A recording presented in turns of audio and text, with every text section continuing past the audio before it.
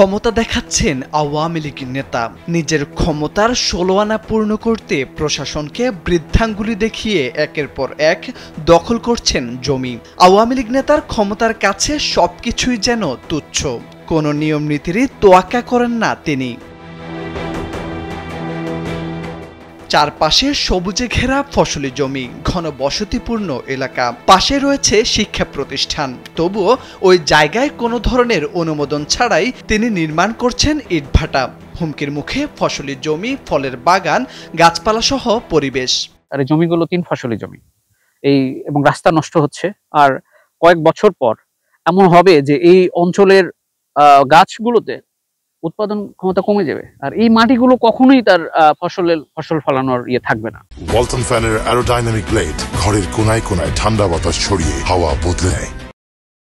জানা গেছে ওই এলাকার ফসলি মাঠের প্রায় জমি 3 ফসলি। 1 মাস আগে ফসলি জমির ওই মাঠে ইটভাটা নির্মাণের জন্য নির্মাণ সামগ্রী ফেলতে শুরু করেন নওগাঁর মান্দা উপজেলার কাঁসোপাড়া ইউনিয়ন আওয়ামী লীগের সাবেক সাধারণ সম্পাদক আব্দুল খালেক। প্রায় 16 বিঘা জমির উপর তালপাতিলা শিবনগর এলাকায় এসইপি ব্রিক্স নামের ইটভাটা নির্মাণের কাজ চলছে। বিভিন্ন স্থানে তাই ছড়ানো ছিটানো ইটের স্তূপ। 15 দিন আগে ইটভাটার চিমনি নির্মাণের কাজ শুরু করেন তিনি। নিজের প্রভাব খাটিয়ে আর নিজ দলের ক্ষমতার জোরে নিয়মনীতির তোয়াক্কা না করে এই কাজ চালিয়ে যাচ্ছেন তিনি। এর বিপরীতে সংশ্লিষ্টরা কোনো পদক্ষেপ না নেয়ায় জনমনে দেখা দিয়েছে ক্ষোভ।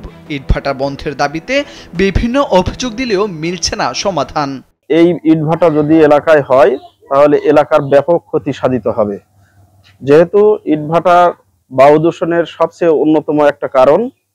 এজন্য ইটভাটা আমাদের এলাকায়, ঘনবসতি এলাকায় না হওয়াটাই শ্রেয়। এখানে আমার চাচায় প্রায় 4 বিঘা মাটি আবাদ করত, বিভিন্ন কৃষি আবাদ। সেখানে পূর্ব তো 4 লক্ষ টাকা দেন নিয়েছিল।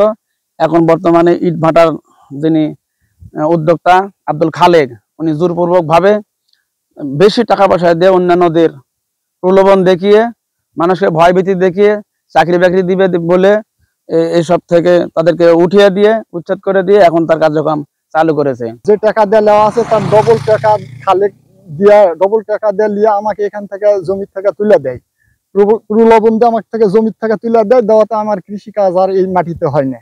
এই বিষয়ে এসইপি ব্রিক্সের ইটভাটার মালিক আব্দুল খালেক জানান, কাঁসোপাড়া এলাকায় তার ইটভাটা ছিল, যা তালপাতিলা শিবনগর এলাকায় স্থানান্তর করা হচ্ছে।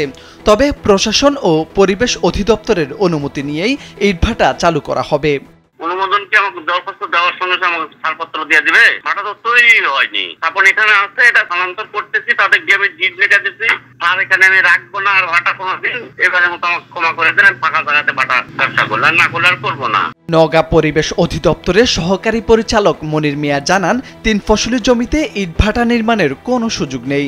অনুমোদনের জন্য কোনো আবেদন করেননি ইটভাটার মালিক।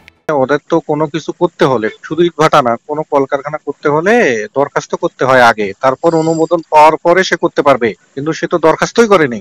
মান্দা উপজেলা নির্বাহী কর্মকর্তা লাইলা আঞ্জুমান বানু জানান, বিষয়টি তার জানা নেই, খোঁজ নিয়ে দেখা হবে। ফসলি জমিতে ইটভাটা নির্মাণ করা হলে কোনোভাবেই অনুমোদন দেওয়া হবে না।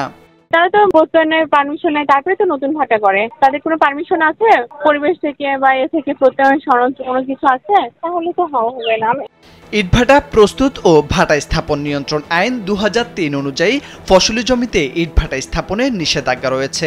পরিবেশ অধিদপ্তরের অনাপত্তি সনদ ছাড়াই নির্মাণ করা হচ্ছে ইটভাটাটি।